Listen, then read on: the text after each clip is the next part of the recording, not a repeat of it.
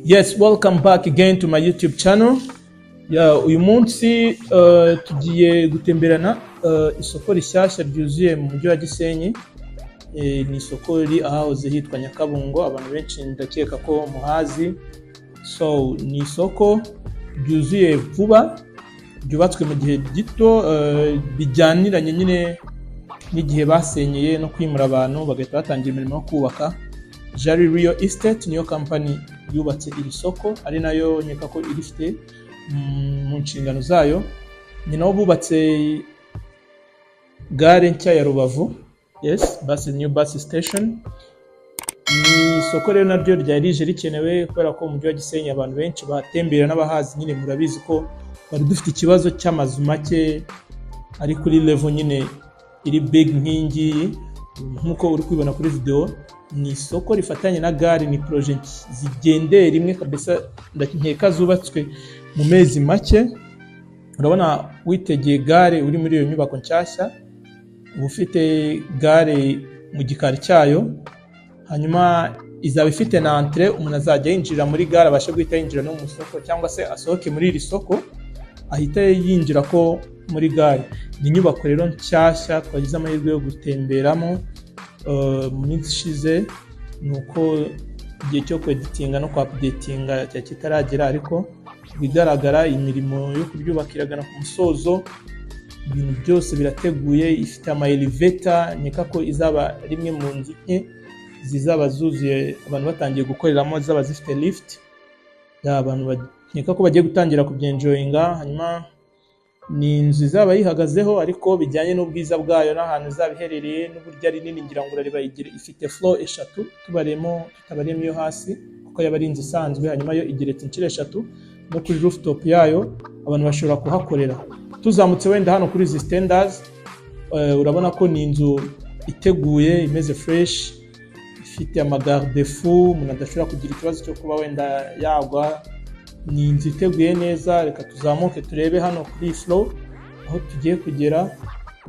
Urabona ko ni inzu, utwo turyango muri kona twa shokola, ndakeka ko ariho hazaba harimo za lift. Dukomeje kuzamuka urabona ko izo espace zose zirimo aho ngaho abantu bazabasha kuzikoreramo.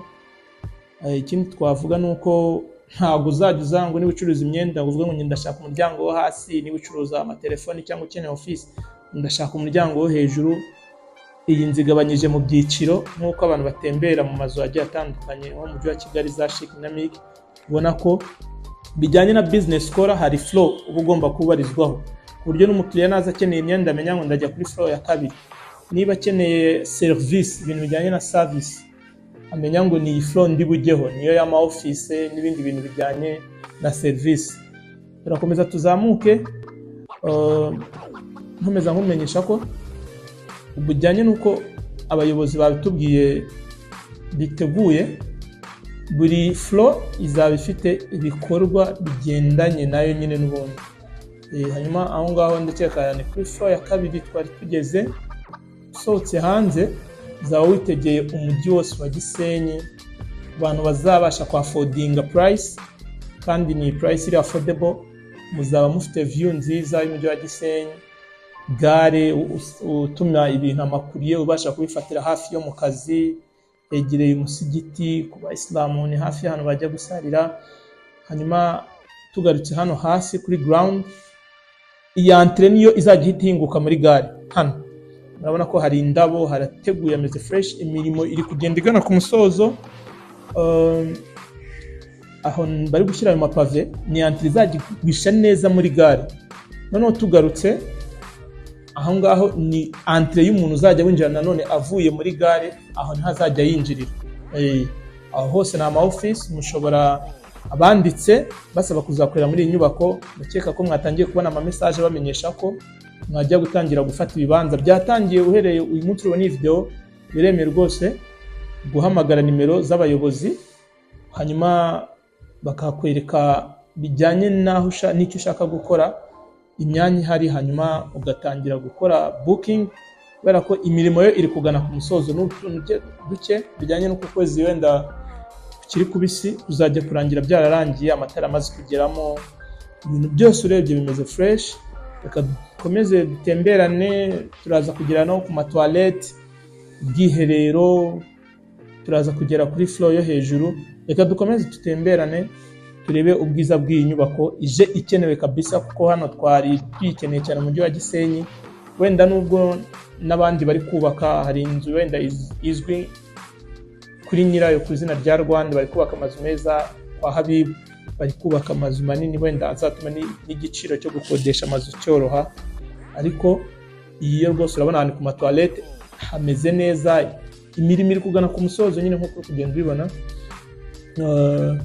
Ikindi navuga nuko ni inzu nini ifite kabisa space, ifite inzira z'abamugaye banyuramo.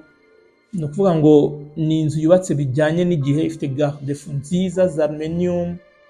Ni inzu hano ushobora kwitegera kuri side tugezeho, ukabasha kureba aho ni parking, barimo gushyiramo amapave, biri hafi kurangira nabyo.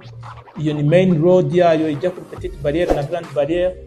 Ni inzu nziza byatari ku buryo uba witegeye ikiyaga cya Kivu. Ayo ni amazi guys, you see.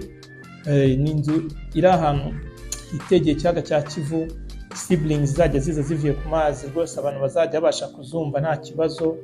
So nabwira abantu ko abakeneye nyine gufata amazu batangira bahanyarukire, babaze uko bimeze, mwishyure. Urabona ko witegeye ikiyaga cya Kivu, ntabwo uzajya ugira irungu kubera ko uzajya uba ureba ubwiza bw'ikiyaga cya Kivu.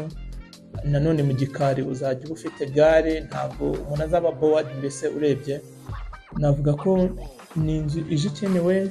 Washimira n'ubuyobozi bwa Jari. Thank you for watching. Subscribe for more.